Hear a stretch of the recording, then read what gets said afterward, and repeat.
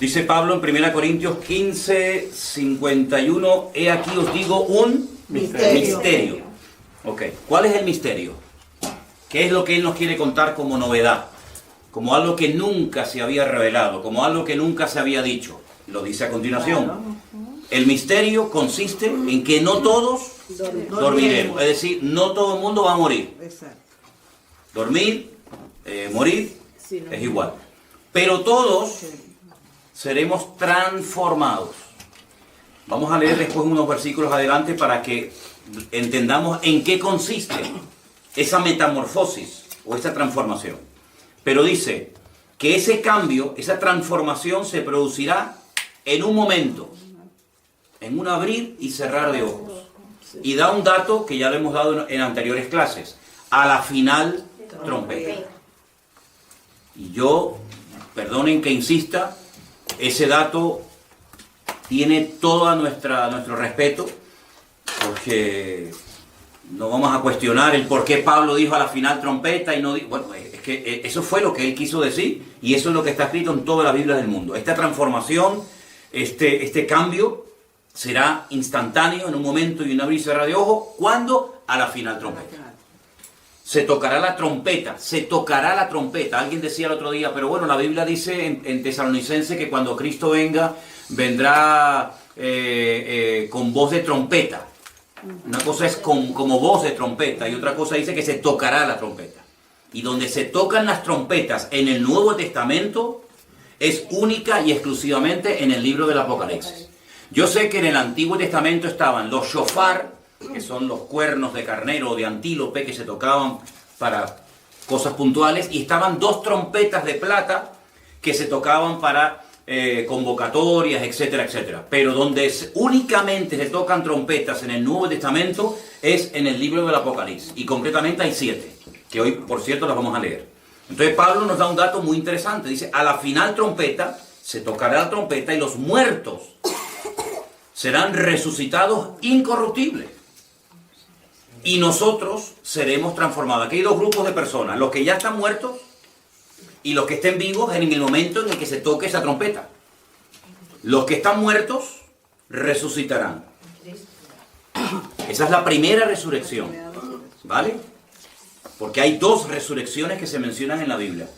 Una que es esta y la segunda resurrección que se produce al final del milenio. ¿Vale? Después de los 1000 años de era mesiánica, resucitarán todos los que no han resucitado, es decir, todos los inconversos de toda la historia de la humanidad, desde Génesis hasta el momento en el que ocurra ese acontecimiento.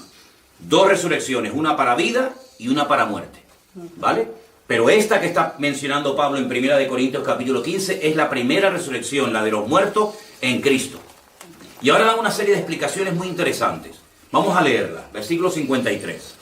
Porque es necesario que esto corruptible se vista de incorrupción y esto mortal se vista de inmortalidad. Cuando el hombre fue creado en un principio, el hombre fue creado con la capacidad de no morir, un ser inmortal, porque dice la Biblia que una de las consecuencias del pecado fue que el hombre pasó de ser un ser inmortal a ser un hombre mortal, si perdió la inmortalidad. El día que pecares, pereceréis, os convertiréis en seres mortales. Ese don, ese regalo, eso que era realmente extraordinario, que se perdió en el jardín del Edén, se vuelve a recuperar con la resurrección a través de Cristo. El hombre vuelve a recuperar la incorrupción, el hombre recupera la inmortalidad, y entonces el verso 54 añade, cuando esto corruptible se haya vestido de incorrupción y esto mortal se haya vestido de inmortalidad, entonces se cumplirá la palabra que está escrita, aquí dice sorbida, en otras versiones dice vencida es la muerte con victoria. Eso lo dice en Isaías 25:8. ¿Vale? Pablo cita el texto de Isaías 25:8, vencida es la muerte en victoria. ¿Dónde está, oh muerte, tu aguijón? ¿Dónde, oh sepulcro, tu victoria? Ya que el aguijón de la muerte es el pecado y el poder del pecado es la ley. Entonces, este acontecimiento que se nos relata aquí es lo que conocemos con el nombre de rapto, arrebatamiento, traslación. Es decir, son diferentes términos para definir la misma cuestión. La iglesia va a ser arrebatada, la iglesia va a ser raptada, la iglesia va a ser trasladada. Póngale el adjetivo que más le guste. No vamos a estar discutiendo ahora cuál es la palabra más correcta, porque todas hacen referencia al mismo hecho, al mismo acontecimiento, ¿vale?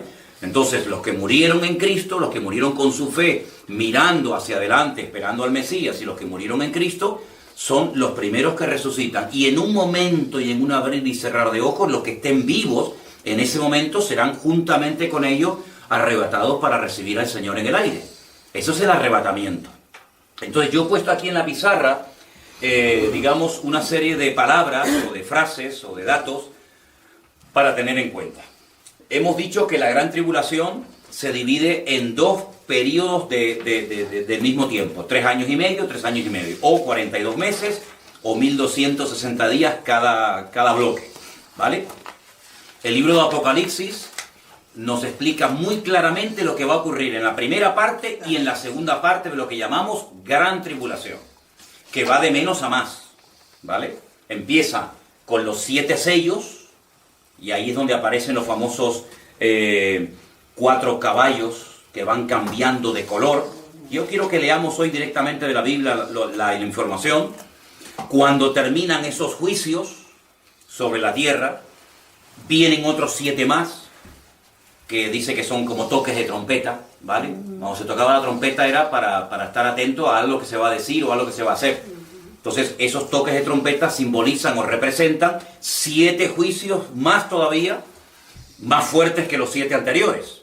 Y todo eso es en la primera parte de lo que conocemos como la gran tribulación. Más cosas que están sucediendo durante esa etapa. Pues la manifestación del anticristo, también la manifestación del falso profeta, de los 2 testigos, de los cuales hablaremos cuando leamos el capítulo 11 del Apocalipsis.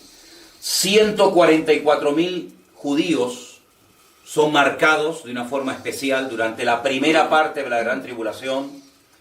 Puse aquí también la reconstrucción del templo de Jerusalén, ¿vale? El templo de Jerusalén se reconstruye en la primera parte de la gran tribulación. Sí, hay muchas cosas que tenemos que saber clasificarlas. ¿Cuándo ocurren? ¿Antes, en la primera parte o en la segunda parte? Ahora, volviendo al texto de Apocalipsis, de Primera de Corintios capítulo 15, me ha llamado mucho la atención algo que yo leía en el día de hoy y se lo quería compartir a todos ustedes. Primera de Corintios capítulo 15, ¿verdad? Nos habla del arrebatamiento y nos habla de la primera resurrección. Pero si vamos al libro del Apocalipsis, ¿vale? Vamos a ir al último libro del Nuevo Testamento, al libro del Apocalipsis. Hay un versículo que yo leía hoy muy interesante, y es el capítulo 10. Capítulo 10. Vamos a leer a partir del versículo 6. Dice así.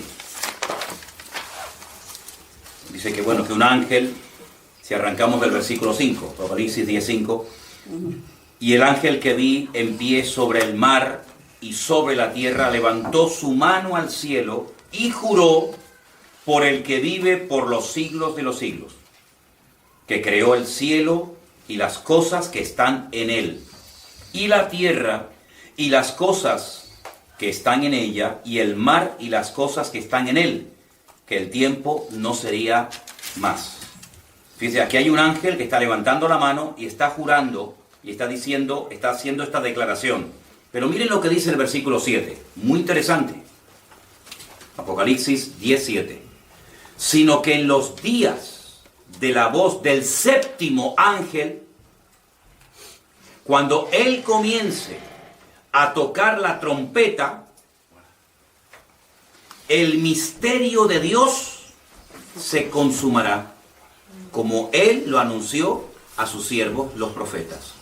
Yo quiero que ahora disfruten con esto que vamos a ver, que es para mí tremendamente interesante. Empezamos la clase de hoy leyendo 1 Corintios capítulo 15, donde Pablo dice, os voy a decir un misterio. Y él dice en qué consiste ese misterio o ese secreto revelado. Ahora en el Apocalipsis vuelve a aparecer la palabra misterio y dice, en los días de la voz del séptimo ángel, no del primero, no del segundo, no del tercero, no. En los días del séptimo ángel, cuando él comience a tocar la trompeta, el séptimo ángel es el séptimo que toca la última trompeta, el misterio de Dios se consumará. ¿Y qué misterio es? Ya lo hemos leído. Ya leímos el misterio, 1 Corintios capítulo 15. Bueno, pues cuando el séptimo ángel esté tocando la séptima trompeta, el misterio de Dios se consumirá, se llevará a cabo, como Él lo anunció a sus siervos, los profetas. Claro, uno dice, es decir, que esto ya lo había anunciado el Señor a su pueblo, a su gente, a través de los profetas. ¿Dónde lo anunció? Bueno, el Apocalipsis, si me permiten la expresión, del Antiguo Testamento es el libro de Daniel. Entonces, tienen la página de Apocalipsis 10 abierta, ¿verdad? Sí. Y la 1 Corintios 15 ya la hemos leído. Vamos a Daniel 12:7. Y esto es tremendo lo que dice aquí, porque miren, si ustedes doblan así un poquito, digamos, la página entre Daniel capítulo 12 y Daniel capítulo 10, Apocalipsis capítulo 10, repito, Daniel 12 y Apocalipsis 10. Apocalipsis 10 dice que ese ángel juró por el que vive por los siglos de los siglos. Daniel 12:7 dice, 12:7, y oía al varón vestido de lino que estaba sobre las aguas del río, el cual alzó su diestra y su siniestra al cielo y juró por el que vive por los siglos. Es lo mismo. Lo que pasa es que en una ocasión te lo cuenta Daniel y ahora te lo está contando Juan en el Apocalipsis, pero es el mismo ángel. Claro, evidentemente Juan había leído las profecías del profeta Daniel, no cabe la menor duda. Y dice que ese ángel que levanta sus manos jura por el que vive por los siglos de los siglos, que será por tiempos y la mitad de un tiempo. Una expresión que ya para nosotros no es nueva. Es una expresión que nos dice 3 años y medio. Es lo mismo. Pasa que, claro, Juan habla con unos términos, Daniel habla con otros términos, pero estamos hablando de lo mismo. Y entonces dice, y cuando se acabe la dispersión del poder del pueblo santo, todas estas cosas serán cumplidas. El Señor le está hablando a Daniel. Daniel es judío, que pertenece al pueblo de Israel, que en ese momento era el único pueblo santo. Santo significa apartado. No nos compliquemos la vida con, ay, santo. Santo significa apartado. Cuando tú apartas una cosa para un uso concreto, lo estás santificando. Pasa que hoy en día no hablamos en esos términos. Pero realmente cuando decimos, no, es que los cristianos somos santos. Hombre, vamos a ver, somos santos no porque seamos las mejores personas del mundo. Somos santos porque Dios nos ha apartado para que vivamos una vida diferente para Él. Por eso ahora uno puede entender cuando el apóstol Pablo le escribía a los santos de Corinto, a los santos de otra congregación, y dice, ¿pero cómo emplea la palabra santo? Bueno, pues porque la palabra santo siempre ha significado apartado, escogido. Y entonces les escribo, en vez de decir a los cristianos de Corinto, les escribo a los que se han apartado del mundo, a los santos, para servir y glorificar al Señor. Es lo mismo. Pasa que eso es una terminología que no es muy común hoy en día, pero que nosotros al leer la Biblia tenemos que dominarla, tenemos que conocerla, porque si no nos quedamos como diciendo, uy, ¿cómo que los santos? Aquí él escribía estatuas, imágenes, por el contexto católico del cual procede la mayoría de la gente. Pero Daniel nunca fue católico. Daniel sabía que el pueblo santo era el pueblo de Israel, porque era el único pueblo que había sido apartado, comprado, escogido por el Señor para cumplir una serie de objetivos a nivel mundial. ¿Vale? Entonces le dice el Señor que cuando se acabe la dispersión del poder del pueblo santo, todas estas cosas serán cumplidas. Ahora, ¿qué es lo que ocurre? Yo les voy a recomendar a todos ustedes, se lo pueden descargar gratuitamente de internet, lo que muchos de nosotros utilizamos, que es una auténtica joya, y es la Biblia paralela. Adolfo la conoce perfectamente porque seguramente la ha utilizado en muchas ocasiones, y quiero recomendarles la Biblia paralela. Es una Biblia en la que la puedes descargar en muchas versiones, y incluso cuando estás leyendo un texto, puedes leerlo en diferentes versiones. Puedes incluso ir al texto original y puedes pinchar sobre la palabra específica y te lo explica en español qué significa esa palabra. Esa palabra en otros versículos de la Biblia aparece con esta connotación o con esta aplicación o significado. Es una joya. Créame realmente que es una joya, lo que se llama la Biblia paralela. Entonces, en la versión Reina Valera, que es la que yo estoy utilizando en esta noche y he leído, dice que todo esto se va a cumplir cuando se acabe la dispersión del poder del pueblo santo. Nos quedamos como así diciendo, ¿y esto qué significa? Entonces, yo voy a leerles en esta noche, en esta versión, que seguramente algunos de ustedes han visto o conocen, se llama Biblia en hebreo español. Vienen 2 tomos, ¿vale? Viene un tomo para unos libros de la Biblia y otro tomo para el resto de los libros del Antiguo Testamento, ¿vale? Entonces, en esta versión, en Daniel 12:7, dice, en la última parte, una vez que él jura por el que vive eternamente, dice, cuando se haya cesado de quebrantar el poder del pueblo santo, todas estas cosas serán consumadas.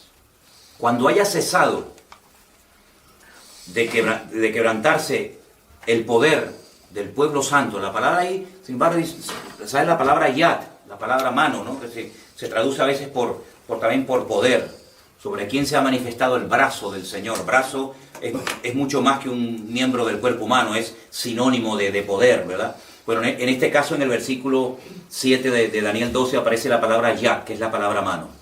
Si cuando se haya dejado de quebrantar al pueblo santo, el pueblo santo, volvemos al tiempo de Daniel, claro, era el pueblo de Israel. Cuando se haya dejado de quebrantar el pueblo santo, todas estas cosas se cumplirán.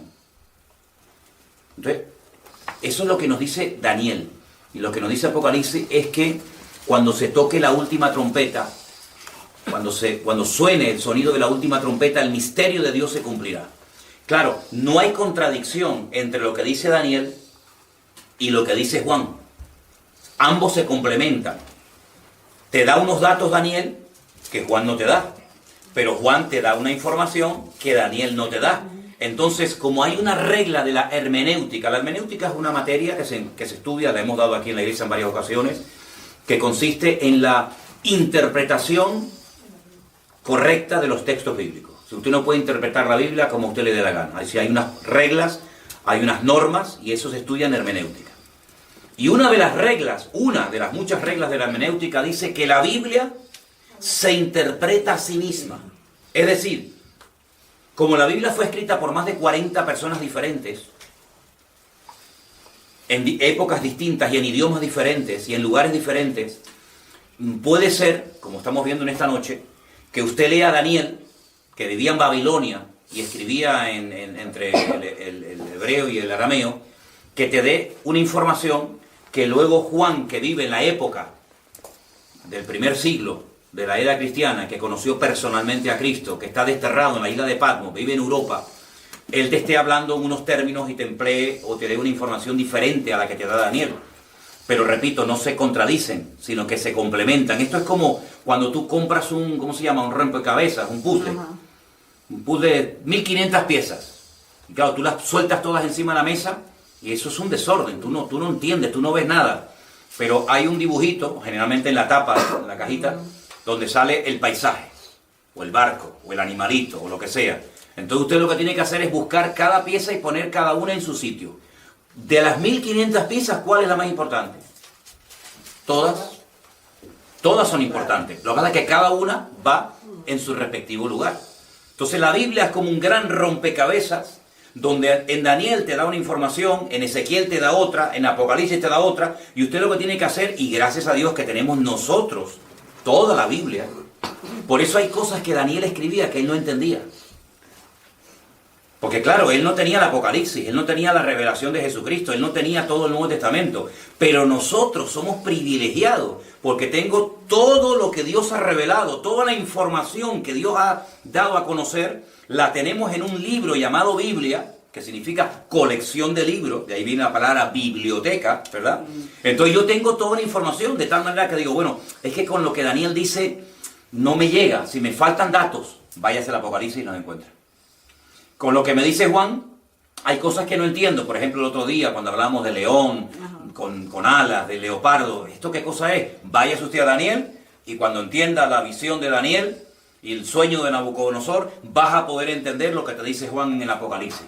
Entonces es una maravilla el poder tener todos esos libros, todos esos datos en un solo tomo en la Biblia y a través de ellos podemos sacar conclusiones concretas. Evidentemente, Daniel no tenía toda la información que tú y yo en esta tarde, en este lugar, sí ya tenemos. Y entonces, cuando vamos al Nuevo Testamento y a través de la pluma de Pablo, a través de los escritos de Juan, uno dice, oye, pues todo esto se va a cumplir, que ya lo sabíamos, ya en el Antiguo Testamento ya sabíamos todo eso, pero nos faltaban datos. Y un dato muy importante es que este misterio se va a consumar, se va a realizar cuando comience a oírse la voz del séptimo ángel tocando la última trompeta. Y esos son datos que nosotros no hemos puesto, son datos que están ahí en la Biblia hace miles de años. Nosotros simplemente lo que estamos haciendo es leerlos y de esa manera podemos sacar conclusiones muy, muy interesantes acerca de los últimos tiempos. Permítame, tengo que poner la batería a cargar porque esto no dura eternamente y para siempre. Es como nosotros los cristianos que tenemos que renovar de vez en cuando las pilas, ¿no? Tenemos que cargarnos las pilas en el Señor, pues tenemos que renovar las pilas. Que tengo que estar con la cámara, con el móvil, con el teléfono y con todo. Pero gracias a Dios estamos bien. Entonces, ¿queda claro? Muy bien. Como la gran tribulación empiezan con los 7 sellos, vayamos al Apocalipsis a ver qué nos dice la Biblia literalmente de los 7 sellos. Alguien dijo, bueno, ¿y esto del rollo con los 7 sellos, esto qué cosa es? Alguien comparó ese rollo, esos 7 sellos, con el título de propiedad. Cuando alguien tiene algo, tiene papeles. Tú puedes demostrar que esa casa es tuya por las escrituras. Tú puedes demostrar que ese coche es tuyo por los papeles que tienes.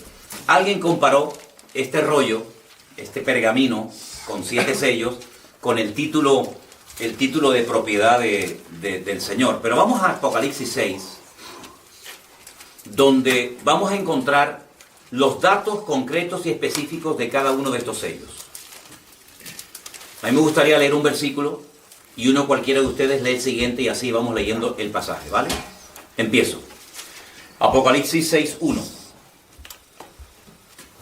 Vi cuando el Cordero abrió uno de los sellos y oí a uno de los 4 seres vivientes decir, como con voz de trueno, ven y mira. Y miré, y he aquí un caballo blanco, y el que lo montaba tenía un arco, y le fue dada una corona, y salió venciendo y para vencer. Veamos los detalles. Caballo blanco, que va montado por alguien, que lleva un arco sin flecha, le fue dada una corona era el premio, era el galardón, era el reconocimiento, ¿verdad? Y salió venciendo y para vencer. Vale. Entonces, podríamos decir que así es como arranca la manifestación y el reconocimiento público de este personaje siniestro al cual conocemos vulgarmente con el nombre del antimesías o anticristo. ¿Vale? Un caballo blanco, en este caso representa, pues bueno, cómo es la puesta en escena de este personaje político que va a ser reconocido por muchísima gente y que tendrá poder, tendrá autoridad, tendrá una sede de gobierno, tendrá sus tropas, tendrá sus ministros, etcétera, etcétera, y es la forma como empieza a manifestarse este personaje siniestro del anticristo en la primera parte de la gran tribulación. Cuando se abrió el segundo sello, porque hay más, oí al segundo ser viviente que me decía, ven y mira. Y salió otro caballo, bermejo, y al que le montaba le fue dado poder de quitar de la tierra la paz, y que se matasen unos a otros. Eso no pasa con el primer caballo. Cuando se presenta el anticristo, aquí no hay guerra. Por eso, claro, cuando la gente me dice, no, es que claro, la iglesia cómo va a estar en la gran tribulación. Bueno, usted imagínese que mañana a nivel mundial se presenta un personaje que lo reconocen. Claro que nosotros lo vamos a reconocer por los muchos datos que nos da la Biblia, que es el anticristo, pero es un político, es un hombre, como he dicho, de carne y hueso, con papá, con mamá, con pasaporte, con cédula de identidad. Entonces se presenta y en principio no hay nada malo. Es simplemente un líder político que se da a conocer y que lo reconocen muchas naciones y muchos pueblos. Bueno, ¿y qué problema hay en eso? Y ya empezó la gran tribulación y no nos hemos dado ni cuenta. Pero a continuación dice la Biblia que se le da poder para quitar de la tierra la paz. Bueno, ¿y cuántas veces la paz ha sido quitada de la tierra estando los creyentes viviendo en el planeta Tierra? Miren los hermanos nuestros cómo tuvieron que vivir en la Primera Guerra Mundial. Aquí en Europa murieron millones de gente. Y cuando terminó la Primera Guerra Mundial fue algo tan terrible que algunos expertos dijeron, nunca más el mundo se volverá a enfrentar peleando nación contra nación, porque ha sido tan terrible la Primera Guerra Mundial que espero que hayamos aprendido la lección. ¿Cómo se equivocaron? La Segunda Guerra Mundial fue aún peor que la primera. Más de casi 70 millones de muertos. Nación contra nación, no tenías a dónde ir. Todo un continente conquistado por los nazis, por Hitler. Y los cristianos vivían allí, las iglesias estaban allí, los pastores estaban en España, en Alemania, en Suiza, en Bélgica, en Holanda, en Italia, en Portugal, en todos esos países había cristianos. Se predicaba el evangelio durante la Segunda Guerra Mundial y no había paz. Por lo tanto, si llega un momento en el que se quita la paz, esto para los cristianos no es nada nuevo, porque durante muchos siglos los cristianos vivieron perseguidos. Por lo tanto, si no, es que la iglesia no puede pasar por nada de eso, pero si es que la iglesia ya ha pasado por periodo de la Primera Guerra Mundial, la Segunda Guerra Mundial, etcétera, etcétera. Cuando se abrió el tercer sello, oí al tercer ser viviente que decía, ven y mira, y miré, y aquí un caballo negro. ¿Se dan cuenta cómo el caballo va cambiando de color? Es como diciéndonos, a través del caballo yo te estoy hablando de cómo va cambiando la situación mundial. Y el que lo montaba tenía una balanza en la mano. Versículo 6. Y oí una voz de en medio de los 4 seres vivientes que decía, 2 libras de trigo por 1 denario y 6 libras de cebada por 1 denario, pero no dañes el aceite ni el vino. ¿Ustedes se acuerdan en la parábola de la viña? A la gente que fue a trabajar todo un día al campo, se le pagó al final del día 1 denario. Si 1 denario era lo que se le pagaba a un jornalero por trabajar un día. Y aquí dice, claro, yo le voy a pedir a los hermanos cubanos, porque en Europa esto no existe. Bueno, quiero decir en España, ¿no? 2 libras. ¿Cuántos son 2 libras? 1 kilo. 2 libras, 1 kilo. Sí. Ok, ¿ves? Casi, no exacto. Acabo de aprender algo. Más o menos. Porque en España no usamos un sistema métrico decimal y en fin, otras medidas. 2 libras son 1 kilo, casi 1 kilo. Bueno, 1 kilo de pan por 1 denario. Y el denario acabamos de decir que era el jornal de un día. Está muy caro esto, ¿no? Está caro. Trabajar usted todo un día. Cuidado, que no estamos en los tiempos actuales, donde hay derechos, vacaciones, turno partido. No. Estamos viendo en los tiempos bíblicos que se trabajaba desde que salía el sol hasta que se ocultaba el sol. Póngale 10, 12 horas. 12 horas diarias lo que trabajaba la gente en los tiempos de la Biblia. Para que al final del día nada más pueda comprar 1 kilo de pan. Esto es un disparate. No, pero es que hay más. 6 libras, bueno, si 2 kilos, perdón, si 2 libras son 1 kilo, 6 serían 3. Ok. 3 libras de cebada. 6 libras. 6 libras. Perdón, 6 libras. 3 kilos. 3 kilos de cebada por 1 denario. ¿Qué le parece? Es carísimo, ¿no? ¿Qué se puede hacer con cebada? Ustedes, hermanas, ayúdenme. ¿Qué se puede hacer con cebada? Cocinarla y tomársela, más nada.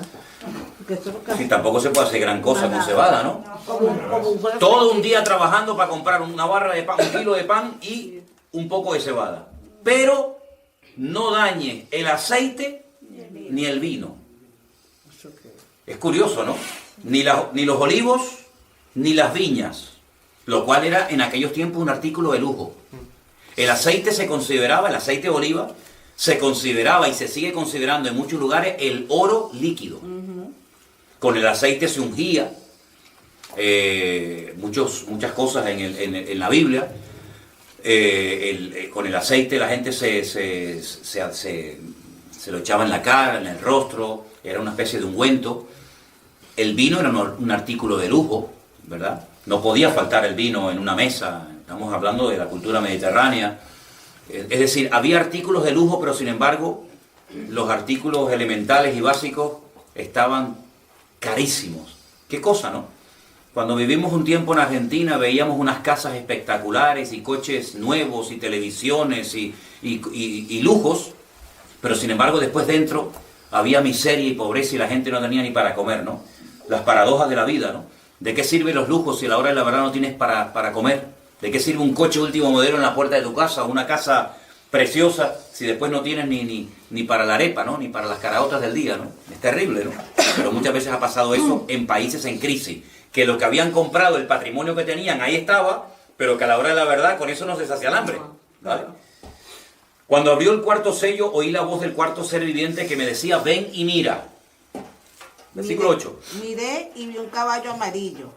El que lo montaba tenía por nombre Muerte, y el Hades lo seguía, y le fue dada potestad sobre la cuarta parte de la tierra, para matar con espada, con hambre, con mortandad y con las fieras de la tierra. ¿Sabes? En el libro del Apocalipsis a la muerte se le compara, o muchas veces se le ve como un ángel, el ángel de la muerte. Dice que el que montaba ese caballo amarillo era el ángel de la muerte, y el Hades es el mismo lugar que se nombra en la Biblia también, pero con otro nombre, porque Hades está en griego y Seol está en hebreo, pero es el mismo lugar, es el lugar de los muertos. Entonces dice que el Hades le seguía y le fue dada potestad sobre la cuarta parte de la tierra para matar con espada, con hambre, con mortandad y con las fieras de la tierra. Es decir, desde que se abrió el primer sello y apareció el caballo blanco, ahora las cosas han cambiado de una forma tremenda. Pero no se olviden que todo eso ocurre en la primera parte de la gran tribulación. Es decir, en 3 años y medio las cosas cambian radicalmente. Y uno dice, pero ¿cómo puede cambiar tan rápido las cosas? Bueno, y en menos tiempo todavía. Mira, la historia del mundo cambió en 1 hora. Cuando cayeron las Torres Gemelas, a partir de ese momento, a partir de esa hora en la que ocurrió esa tragedia, el mundo cambió. Los aviones, los viajes, la seguridad, etcétera, etcétera, todo cambió en poquísimo tiempo. El diablo no necesita demasiado tiempo para conseguir sus objetivos.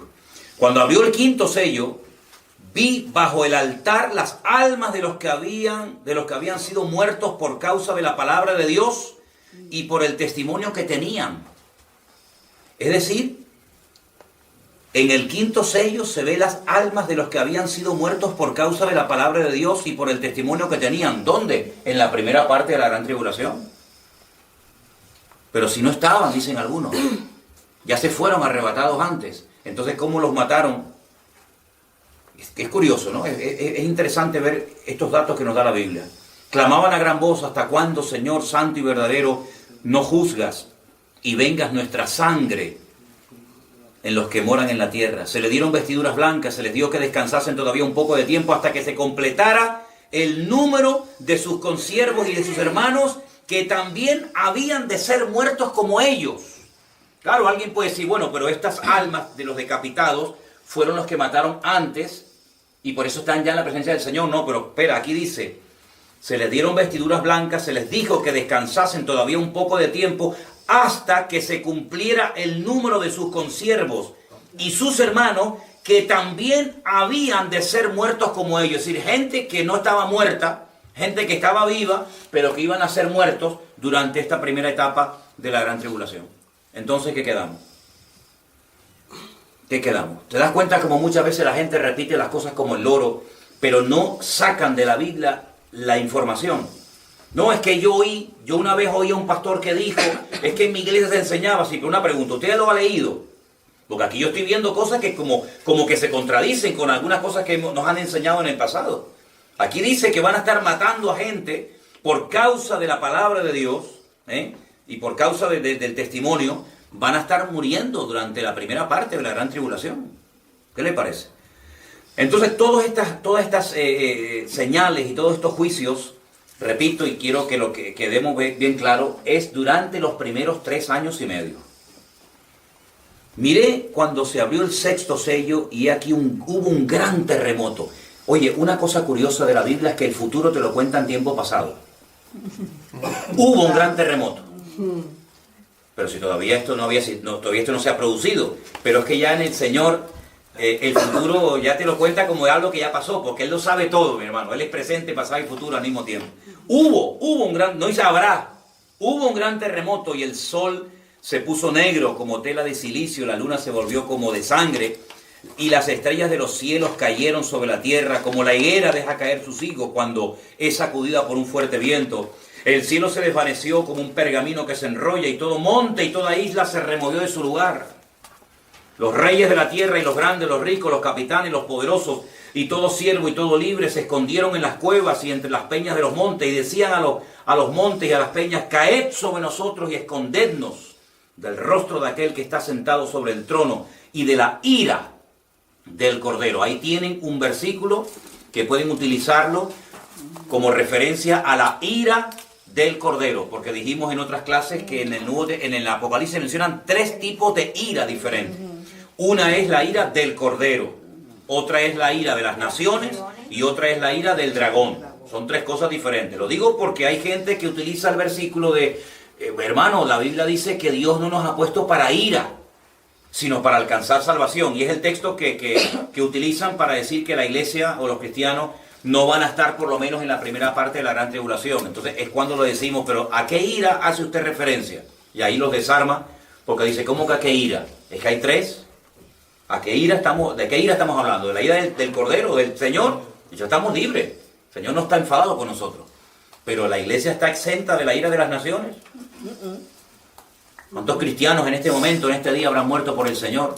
Por naciones impías que le han dado la espalda al Señor. ¿Cuántos hermanos nuestros mueren cada año? Por la ira de las naciones, por la ira del dragón o de Satanás. Incontables. Ahora, entre el 6º sello y el 7º, hay algo en medio. Y es que se menciona que hay 144,000 personas de origen judío que van a ser marcadas, selladas en sus frentes. ¿Saben que hay una secta que se llama la famosa secta de los testigos de Jehová? Que ellos dicen, los famosos 144,000 sellados o escogidos, que dicen que son testigos de Jehová. Sí. Pero hay algo ahí, ellos hablan de eso, pero ellos te tiran el dato, más dice la palabra que son hombres y mujeres que no han tenido, o sea, se han guardado para... Se han guardado, y encima... Uno le dice eso a ellos le queda... Sí, no, y encima son 144,000 judíos. No es que uno es de Colombia, otro de México, otro de España, otro, no. Son 144,000 judíos, y además judíos de todas las tribus, de las 12 tribus de Israel.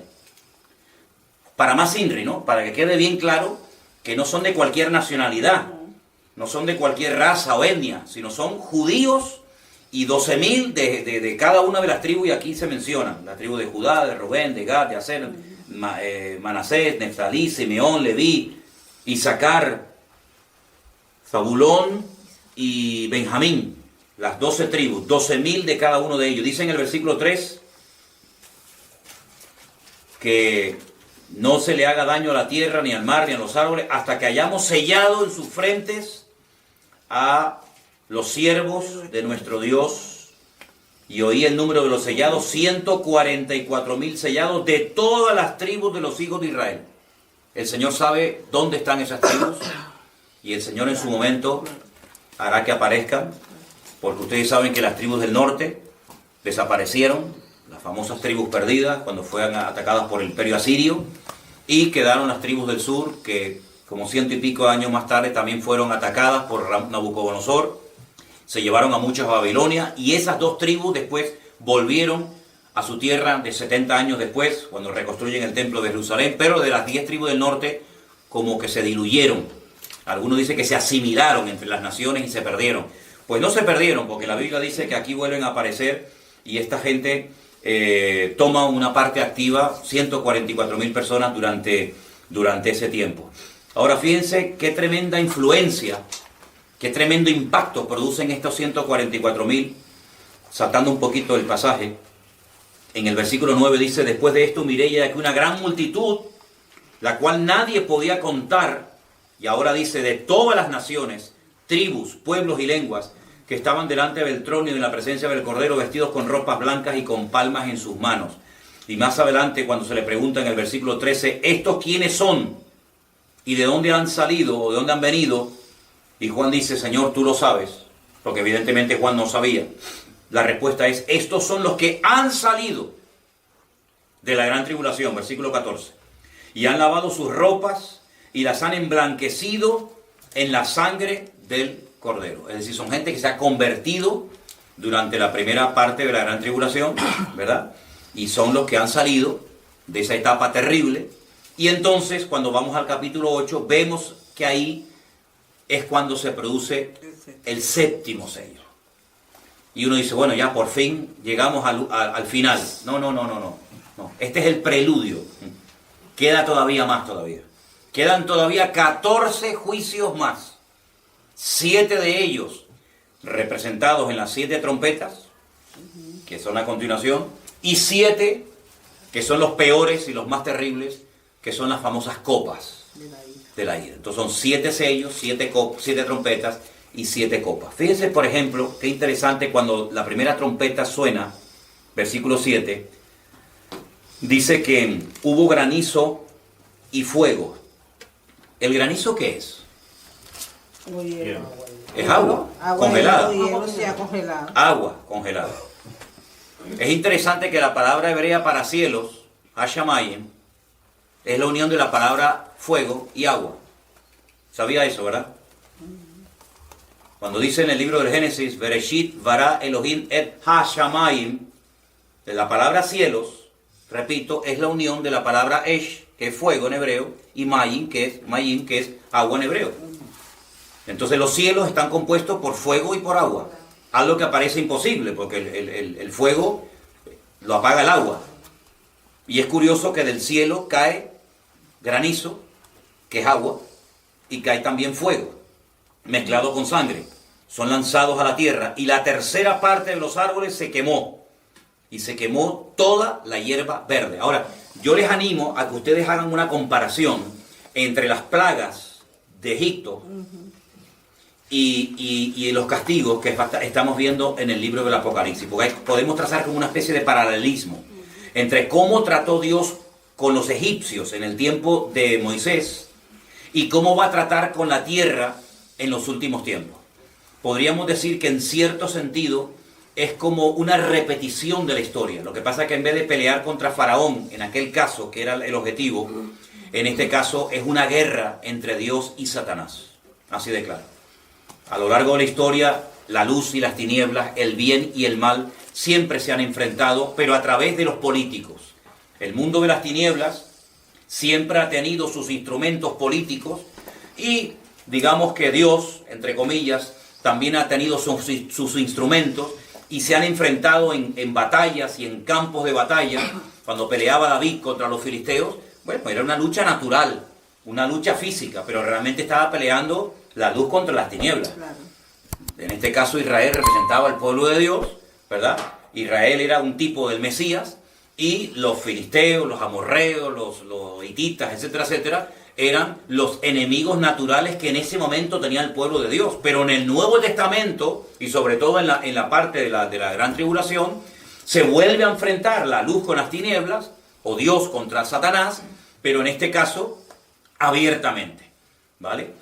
Satanás utilizando al anticristo y el Señor utilizando las oraciones de su pueblo, utilizando a su iglesia, utilizando a sus escogidos, porque realmente es una confrontación, una lucha abierta entre el bien y el mal. El único enemigo del Antiguo Testamento que se enfrentó contra el trono de Dios fueron los amalecitas. Dice que Amalek osó pelear contra el trono de Dios, porque Amalek representa un espíritu, es el espíritu del anticristo, es el espíritu que se ve en el libro de Esther, que intenta exterminar a todo el pueblo de Israel. Gracias al Señor se celebra la fiesta de Purim, se celebra la gran victoria sobre los enemigos, sobre los amalecitas.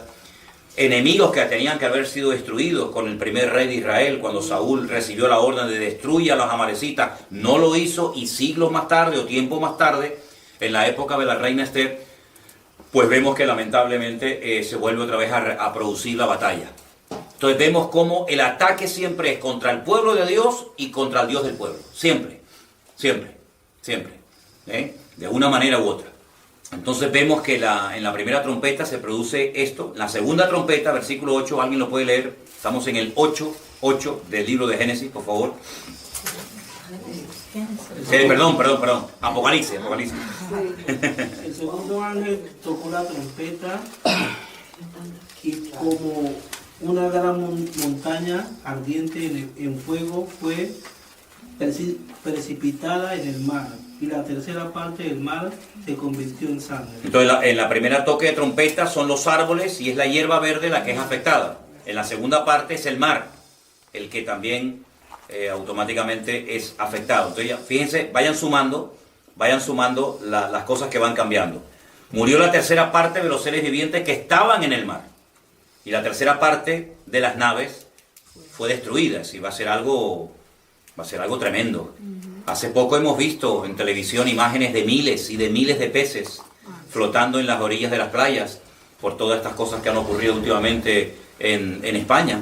Entonces estamos viendo la punta del iceberg, estamos viendo cómo es posible que con un cataclismo, con una catástrofe de esta magnitud, puedan morir millones de peces. Hace unos días hemos visto miles, pues bueno, todo como va de menos a más, pues no nos sorprende. El tercer ángel tocó la trompeta y cayó del cielo una gran estrella. Algunos pueden decir que es como un meteorito ardiendo, como una antorcha, que cayó sobre la tercera parte de los ríos y sobre las fuentes de las aguas. Pasamos de la hierba verde, los árboles, pasamos del mar, ahora los ríos. El nombre de la estrella es ajenjo, que es como amargura. La tercera parte de las aguas se convirtió en ajenjo, amargas. Muchos hombres murieron a causa de esas aguas porque se hicieron amargas. Fíjense que una de las primeras plagas, la primera plaga que el Señor mandó a Egipto fue la contaminación de las aguas. Se convirtieron en sangre, por lo tanto, esas aguas no se podían beber. Y otra vez las aguas vuelven a ser afectadas en este toque de trompeta. Versículo 12, alguien que lo lea, por favor. El cuarto ángel tocó la trompeta y fue herida la tercera parte del sol, y la tercera parte de la luna, y la tercera parte de las estrellas, para que se oscureciese la tercera parte de ellos, y no diese luz en la tercera parte del día y asimismo de la noche. Ahí hay astros que son afectados. Ahí tenemos el sol, la luna, las estrellas. Interesante, ¿no? Esa expresión sol, luna y estrellas la vais a ver muchas veces, no solamente aquí. Cuando vayamos al capítulo 12 y estudiemos, analicemos quién es la mujer que está con dolores de parto a punto de parir, y Satanás tratando de devorar al niño que lleva en su vientre, dice que estaba con el sol, la luna y las estrellas, se vuelve a mencionar. Uno de los sueños que tuvo José en el Antiguo Testamento también habla de que soñó con el sol, la luna y las estrellas. Son expresiones muy repetitivas. Miré y oí un ángel volar por en medio del cielo diciendo a gran voz: ¡ay, ay, ay de los que moran en la tierra a causa de los otros toques de trompeta que están para sonar, los tres ángeles! Capítulo 9, versículo 1. El quinto ángel tocó la trompeta y vi una estrella que cayó del cielo a la tierra. Otra más. Y se le dio la llave del pozo del abismo. Se abrió el pozo del abismo y subió humo del pozo como humo de un gran horno. Se oscureció el sol y el aire por el humo del pozo. Versículo 3, por favor. Y el humo salieron langostas sobre la tierra, y se le dio poder, como tienen poder los escorpiones de la tierra. Se le mandó que no dañasen a la hierba de la tierra, ni a cosa verde alguna, ni a árbol, sino solamente a los hombres que no tuviesen, el sello de Dios en sus frentes. ¿Y quiénes son los hombres que tienen el sello de Dios en sus frentes? Los 144.000. Pero los demás que no tenían el sello, la marca, la identificación de Dios en su cuerpo, en su vida, a esos se les atormentaría. ¿Qué les parece? Hay diferencia, ¿no? Siempre Dios ha hecho diferencia entre los justos y los injustos. En Egipto lo hizo, en el diluvio lo hizo, en la destrucción de Sodoma y Gomorra lo hizo. Siempre ha habido una gran diferencia entre sus hijos, entre su pueblo y los que no son su pueblo. Dios siempre ha protegido, Dios siempre ha cuidado, Dios siempre ha marcado una diferencia entre los que le pertenecen y los que no le pertenecen. Dice, pueden dañar a los hombres que no tienen el sello de Dios en sus frentes. A eso lo que quieran, pero los que tienen la marca de Dios en sus frentes, por eso no se preocupen. ¿Qué te parece? Ahora, es interesante notar que al final del capítulo 9, dice, los otros hombres que no fueron muertos con estas plagas, ni aún así se arrepintieron de las obras de sus manos. Si ya ha habido 14 juicios terribles, catástrofes, el mar afectado, la fuente de las aguas, miles, millones de personas han muerto, pero dice que ni aún así se arrepintieron de las obras de sus manos, ni dejaron de adorar a los demonios. Ustedes saben que en la Biblia la idolatría es comparada a adorar a demonios. Eso lo dice la Biblia. Ni dejaron de adorar a los demonios, ni a las imágenes de oro, de plata, de bronce, de piedra y de madera, las cuales no pueden ver, ni oír, ni andar. Y no se arrepintieron de sus homicidios, ni de sus hechicerías, ni de su fornicación, ni de sus hurtos. Oye, es increíble, cómo la dureza del corazón del hombre, ni siendo castigado con estos juicios terribles de parte de Dios, dice que ni aún así muchos se arrepintieron de sus obras. Es tremendo, ¿no? Es tremendo ver cómo cuando una persona se niega a creer y a humillarse, no hay forma. Miren el faraón. Si alguien vio milagros, si alguien vio cosas tremendas que nadie había visto, fue el faraón. El río Nilo convertido en sangre. ¿Saben lo que es eso? El río más largo del mundo. Por lo menos en la parte de Egipto, sangre. Ranas en la cama que le entraban por todas las habitaciones. Nada. Piojo, muerte de los primogénitos, granizo, muerte del ganado, úlceras, moscas. Endureció su corazón de tal manera que no había forma de reconocer que el Dios de los hebreos, el Dios de Israel, era el Dios vivo y el Dios verdadero. ¿Qué te parece? Entonces, la voluntad del hombre no es anulada ni siquiera después de la conversión. Cuando la persona se convierte, Dios no lo robotiza. Dios no anula la voluntad de la persona, del individuo, sino que la persona tiene voluntad propia. Y en este caso la voluntad individual de estas personas es que no nos vamos a arrepentir ni viendo castigos, ni siendo perjudicados con estas plagas o epidemias o castigos. No se quisieron arrepentir de todo lo que ahí se menciona. Siguieron adorando imágenes, siguieron con sus hechicerías, con su fornicación, con su libertinaje. Tremendo, ¿no?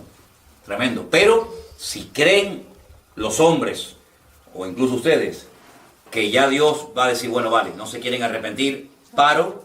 No, todavía queda lo peor. Todavía queda la segunda parte de la gran tribulación, que es tremenda.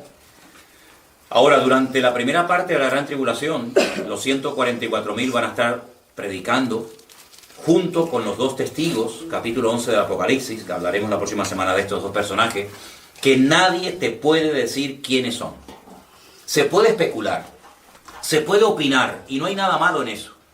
No hay nada malo en decir, oye, hubieron dos personajes de la antigüedad que, según nos cuenta la Biblia, no murieron. La Biblia dice que Enoc caminó con Dios y con Dios se fue. Y la Biblia presenta a Enoc en el Nuevo Testamento como un profeta, como un hombre que vio y habló y escribió de la segunda venida de Cristo.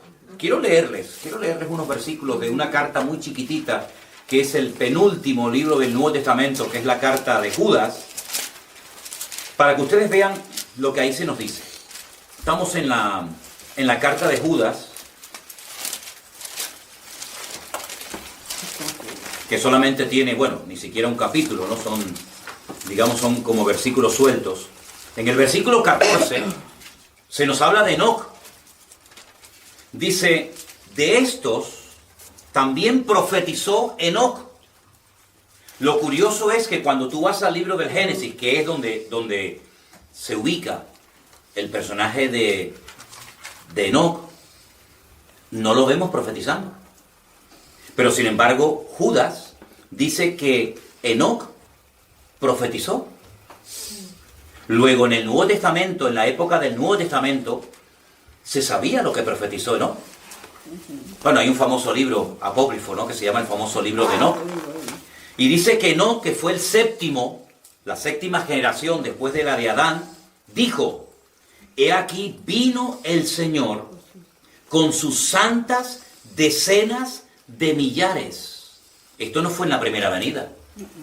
El Señor no vino con sus santas decenas de millares en su primera venida. Luego Enoc, este personaje ancestral, antes de Abraham, antes de Moisés, antes de la ley, dice: vino el Señor con sus santas decenas de millares para hacer juicio contra todos y dejar convictos a todos los impíos de todas sus obras impías que han hecho impíamente y de todas las cosas duras que los pecadores impíos han hablado contra él.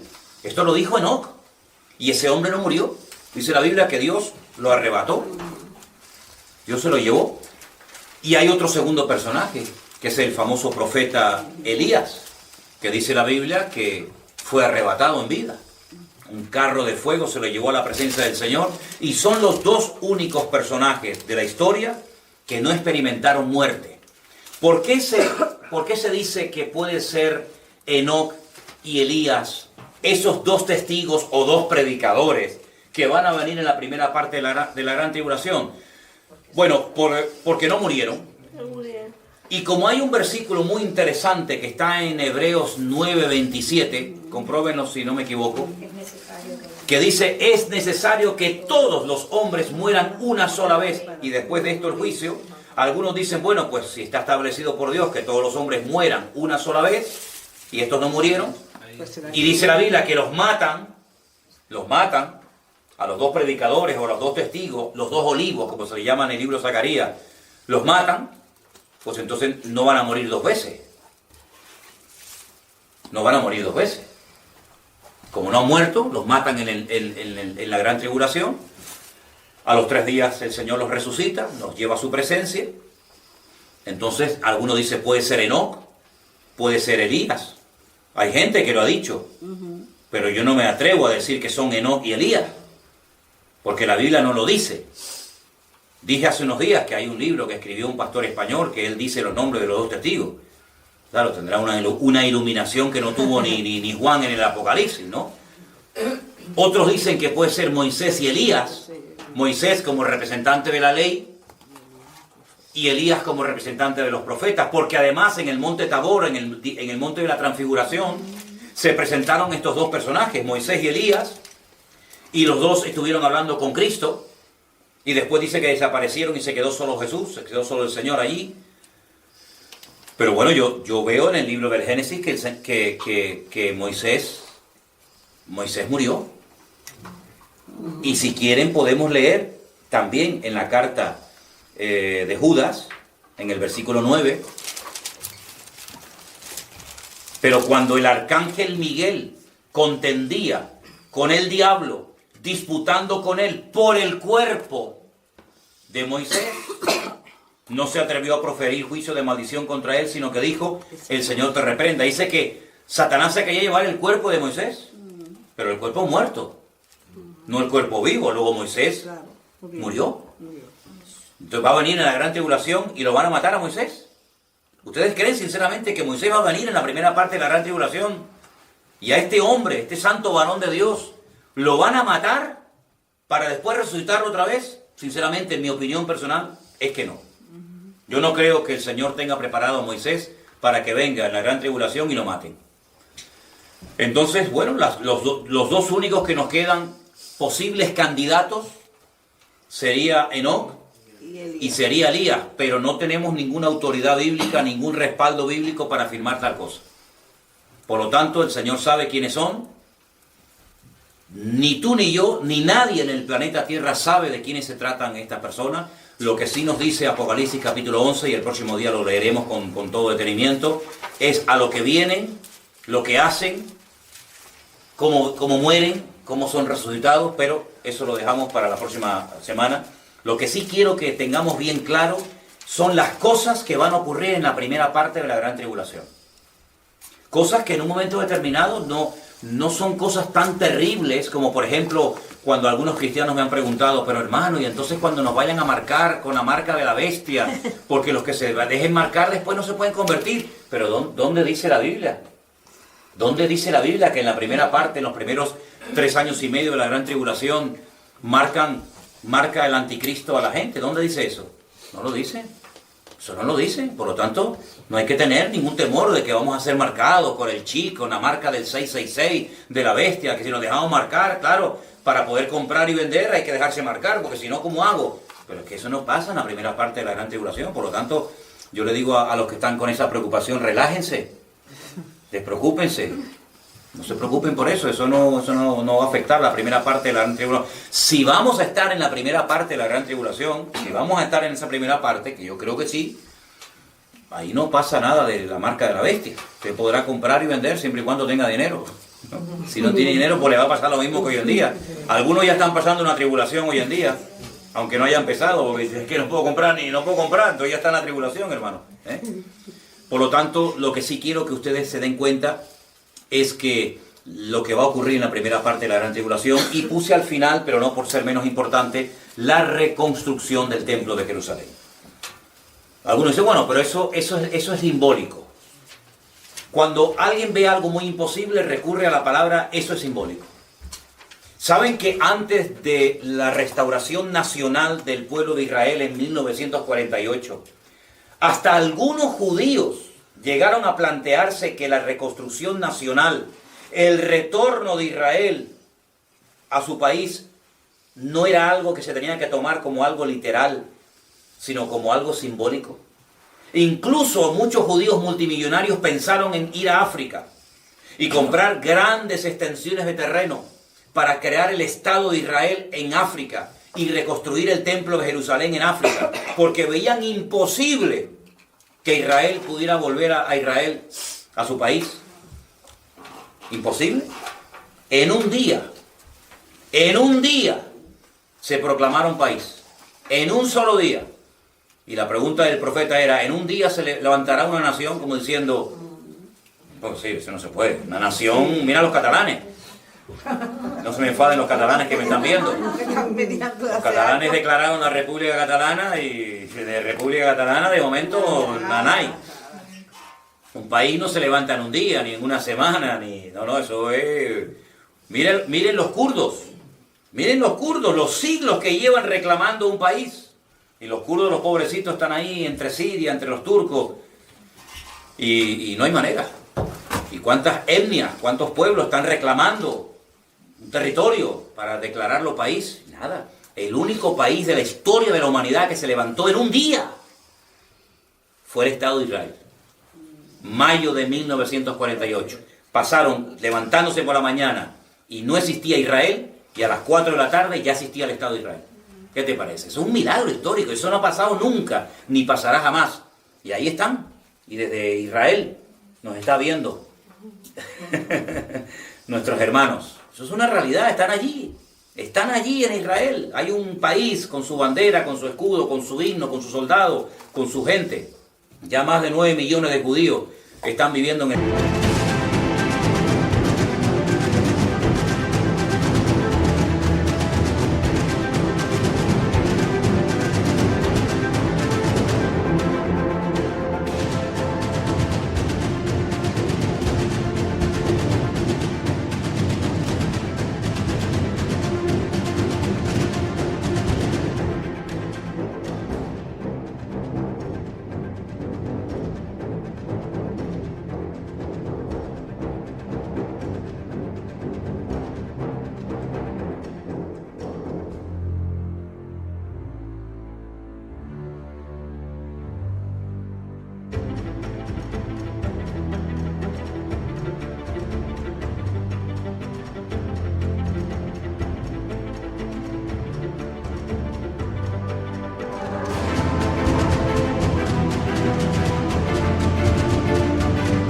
Estado de Israel y los millones que van a venir, los millones que van a ir a Israel en los próximos meses, en los próximos años, va a ser algo tremendo, ¿verdad?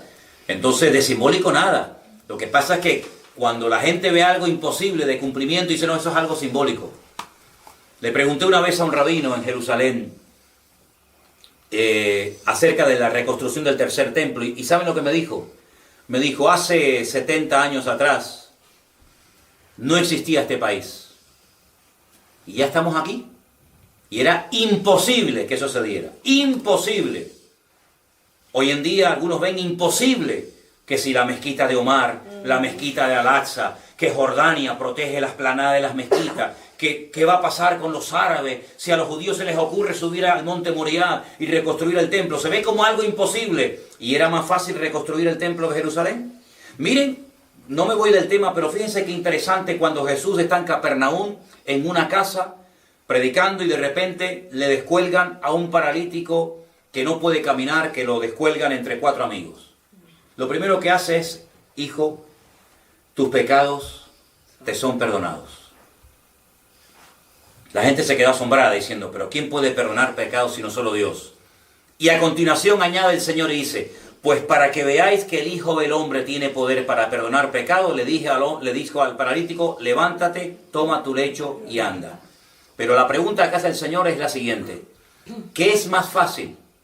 Fíjense que no dice qué es más difícil. ¿Qué es más fácil, perdonar pecados o levantar a un paralítico?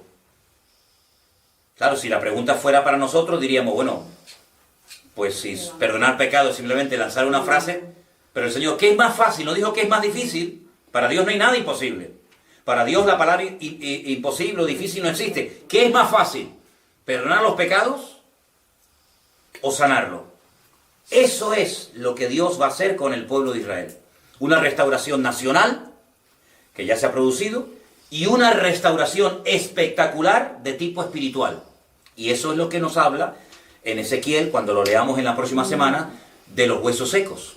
Cómo se reconstruye, cómo se restaura nacionalmente Israel, y cómo se restaura espiritualmente la nación de Israel. Entonces todo eso, muchas de esas cosas yo creo que nosotros vamos a tener el privilegio de poder verlas, y estamos comenzando a ver cosas realmente increíbles. Nosotros somos privilegiados porque podemos ir a Israel y ver que la primera parte de la profecía de la restauración nacional del país ya se ha cumplido. Muchos hermanos no lo vieron, Muchos pastores predicaban, pero nunca vieron eso. Nosotros, gracias a Dios que hemos nacido después de 1948, podemos decir de que eso es una realidad. Por lo tanto, si ya se cumplió lo natural, no te quepa la menor duda de que lo espiritual también se va a producir. ¿De acuerdo? Así que por hoy damos por terminada la clase.